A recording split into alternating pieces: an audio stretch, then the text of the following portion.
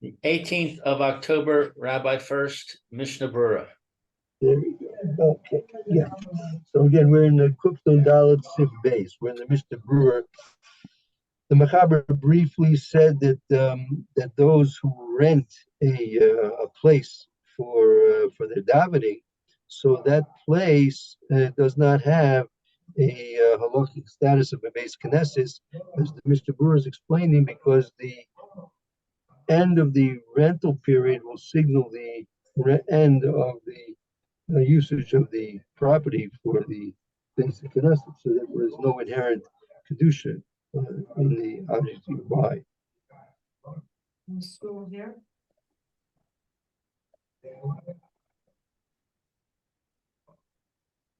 Okay. Okay, so in the brackets, let's see, Zetam Mukach Milivush Uva Olat Tamid Lo Mashma Kain Va'ayin Beyor Halacha. Okay, so let's see. I lost the further bracket. Hold on a sec. Okay, so this is the reason, what according to the Lavush, Right. okay, Uvo Tamid. Olas Tamid, and also the Olas Tamid. That's another. The Olas Tamid, okay. That's a commentary. Okay, so they don't learn Lo Mashma Kain, this. V'ayin Beyor Halacha, and look at the Beor Halacha. Okay. So let's go on. Good. Let's see. Hey, Umi Palim Bo, and they daven in it. Okay. Davka Imhuli Palel Levad. So specifically, if they only daven in it, I guess.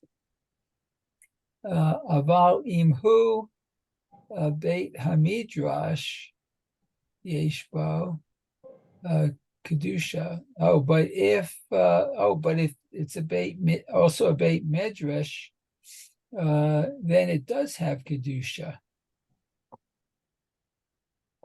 So the short Teshuvah B'Shem Teshuvat Knesset Hagadola Yodea Tamo. So what's that? The short Teshuvah in the name of the Teshuvat Knesset Hagadola, I guess. And he doesn't know, I don't know the reason. I know Yodea Tamo, its reason. Ulai de Kevan Shehuna se Keva Gamor. And perhaps since it was made as a completely, I guess, permanent kava, permanent place to lead palel, lil mode, to pray and to study Bo in it, kederech as the way of a beit medrash, lo mikre arai. What's that? He doesn't. It's not a. It's that the Shari Tshuva is explaining that the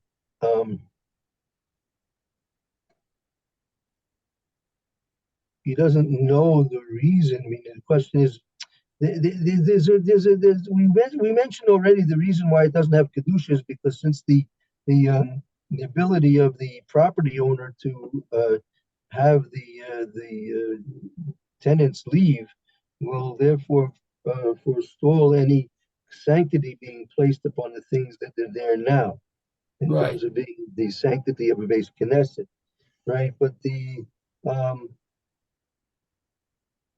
question that's being asked here in the Mr. Brewer that he's leading up to is that you see that they are davening there, right? There's no doubt that it's used for a purpose which is worthy of treating with respect and sanctity. Right. So that therefore, dafki imhu mispalo levad. Therefore, specifically, if they're using it exclusively for prayer, alimhu bebeit medrash, yesh bo kedusha. But with there's a base kedusha, a base medrash, kedusha comes now. That kedusha now is going to be um, reflected in the usage of that base medrash. The base medrash is going to have a more kedusha. Shai tshuva b'shem teshuv is basically as any day at tamo. And he's saying he doesn't know the reason for this. And there's a ulai perhaps. Ulai is perhaps. Uh-huh.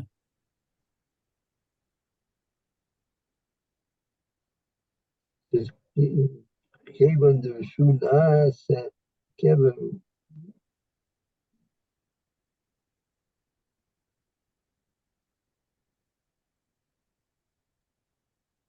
That he could make it into a permanent place. That's according to this opinion, right? Because it has Uh-huh. the double advantage of being both a place where they're davening, also where the Torah is being learned, right? Right. Like even the Nasa Kabur Gomor Lispalo Lamed Derek base Edrish will make royal. That's not going to be considered alright. Okay. Let's continue onward. And Sif Cotton Voiv is going to be leading us to Gimel. Sif Gimel up in the back in the Mechaber. Okay, so it says, let's see, Tashmishe Kedusha Kigon Tik Shel Sfarim Umezuzot U Ritzuot Tefillin.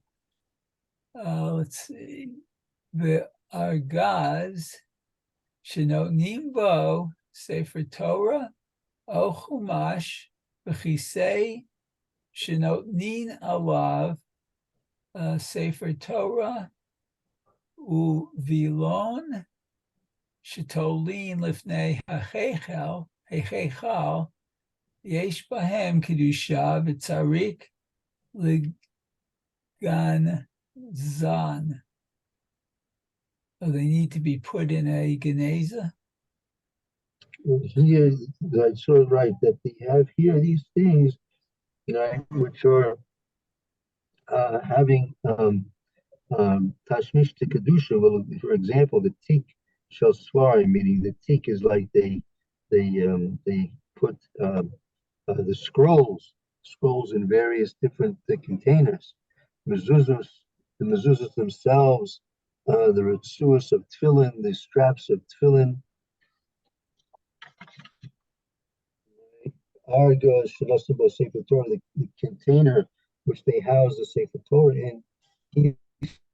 Sefer Torah, even the platform or literally chair that they put a Sefer Torah on. Vilon, right? The Vilon curtain, Shatom Hateful, meaning I think that's in reference to the Aaron, right? That Vilon, the Parochus would call it. They bring Kedusha, they have Kedusha in certain beginnings, and they need to have beginnings. Wow. Huh.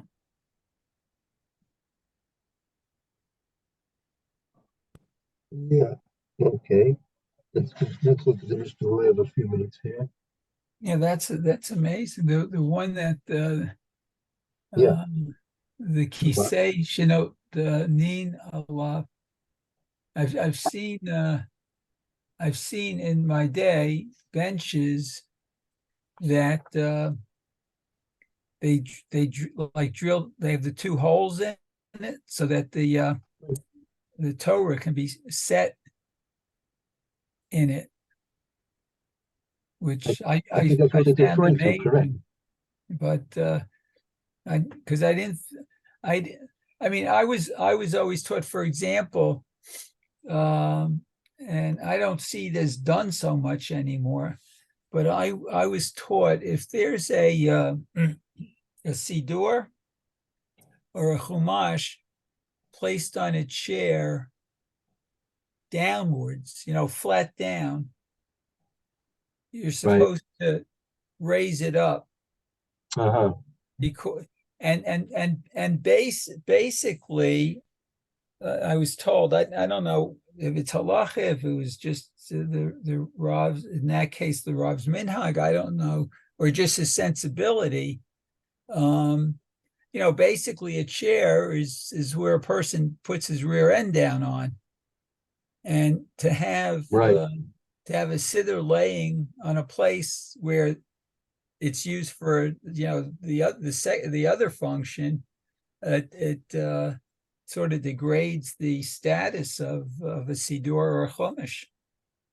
Yeah, I can understand that. Now, whether that's, as you said, halacha or simply a sensitivity, that remains to be seen. But I certainly hear it loud and clear, correct?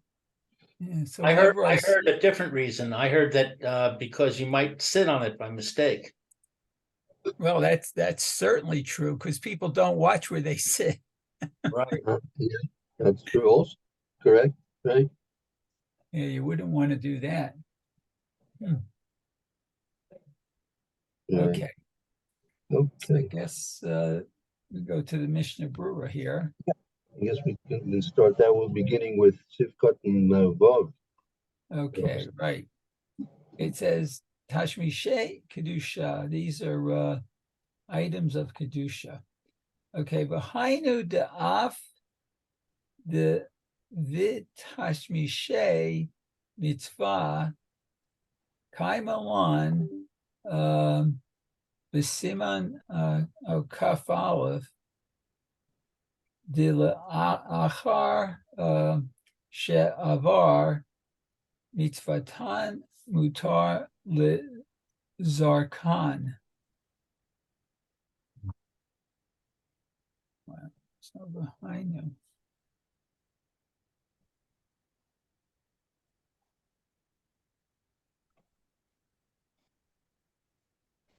The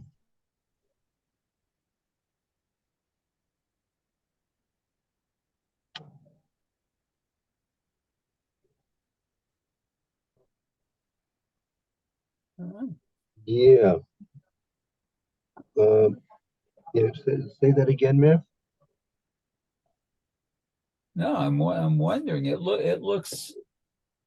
I mean, I can't read all of this, but it looks like after the usage of these mitzvah items, as we look, I guess in Simon Right. Kaf Aleph, I know the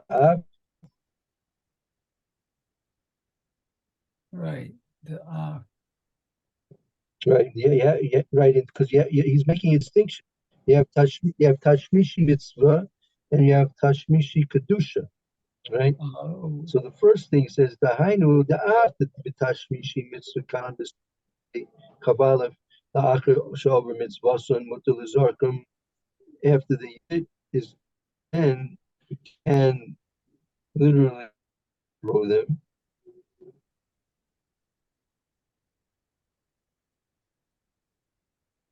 so the mutar lizarchan There- is to get rid of them, throw them out. It looks like, right? That's tashmishi mitzvah, right? That's tashmishi mitzvah, right? Okay, That like so for example, you have you have a chauffeur. You have a right. chauffeur. There's no essential kedusha in the chauffeur. It's used for a mitzvah, right? But now let's say I want to use it for in the old days they would put gunpowder in these things. They would keep Right. it's very good for gunpowder. You fill up, you can put it down your rifle, and then you're ready to go, and Uh-huh. that's shot. So you could even dispose of it. Whether you should dispose of it in a respectful way or not, that's another thing. But that's called tashmishi mitzvah, right?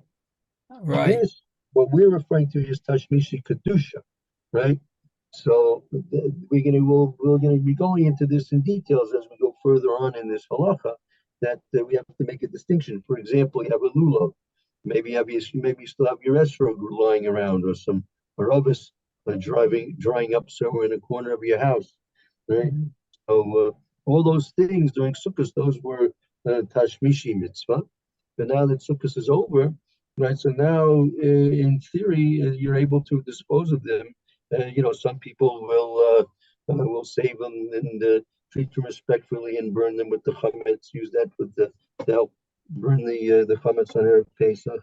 Other people put it up on the Aron HaKodesh, and then they also might leave it there until Erev Pesach and then burn it with the chametz.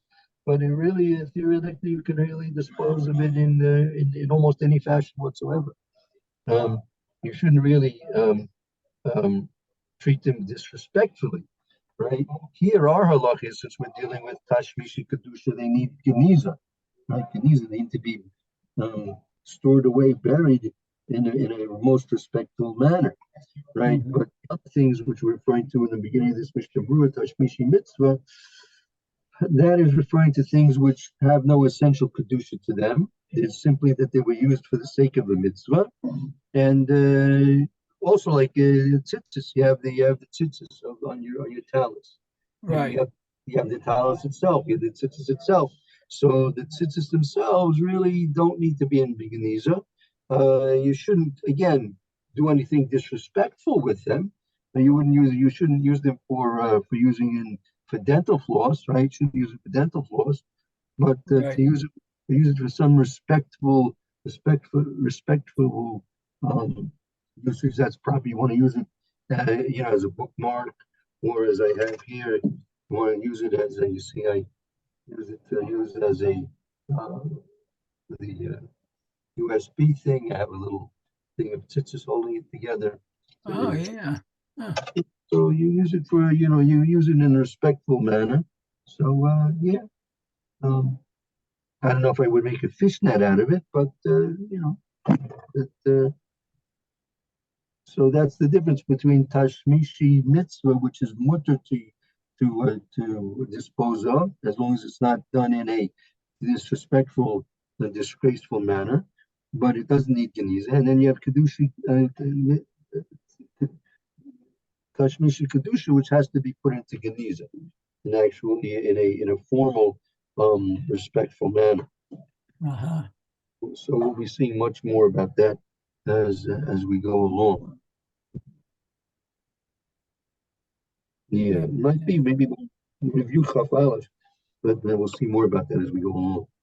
Okay, so just let's finish this. So it says, let's see, Vigama Asur Lehishtamesh Bahem Shum Tashmi. So it's forbidden to use it for any purpose, I guess. For any. Okay, Vidavka Tashmish Kedusha Atzma. Specifically, it could be used for a holy. This is meaning Shum Tashmish. It's also Tashmishi to Kedusha, Tashmishi Kedusha, because they have Kedusha sanctity to them. You have to put them in Keniza. Begam also, it's also the stomach behem Shum Tashmish. It's also to use it for any type of a usage. Right? Right. But Dafka, this is Dafka Kedush Tashmish Kedusha Atzma, the actual thing which is the Kedusha of. Okay. Yeah. Okay. Aval Davar Hamishamesh the Tashmish Kedusha.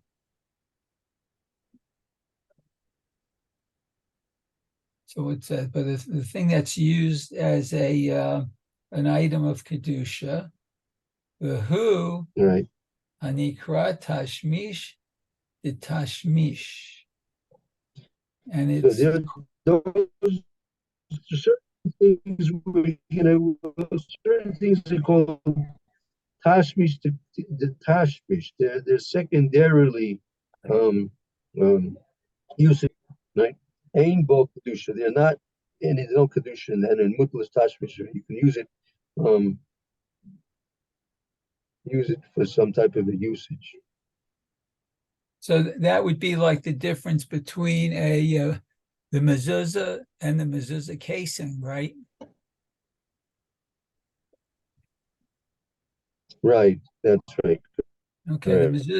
mezuzah is kedusha, but the casing is it's not. The supplemental sort of say. Okay, so let's see. So Ainbo kedusha mutar lahishtamesh bahen. It could use them. Af be'odan kayamin. Not sure what that means. I mean, that they're still intact, Okay. right? Like, we'll have to see. We'll have to see about that. We spoke. The Machaber mentioned about the container that you keep a Sefer Torah in, and other things, and then you have the Aaron itself, the Aaron Kodesh itself. Is it Tashmish to Kedusha? Is it Tashmish to Kedusha? We'll have to see. We'll learn about all these different examples. Okay, very good. Okay, so that brings us to 10:30. I guess we'll take a break here for till tomorrow. It's a shame. Thank you, Rabbi. Okay, thank you, Rose. Thank you, Mayor. Yes, have a good day. Wonderful afternoon. See you Okay. tomorrow, Mr. Yeah. Shem. Shalom. Okay, very good.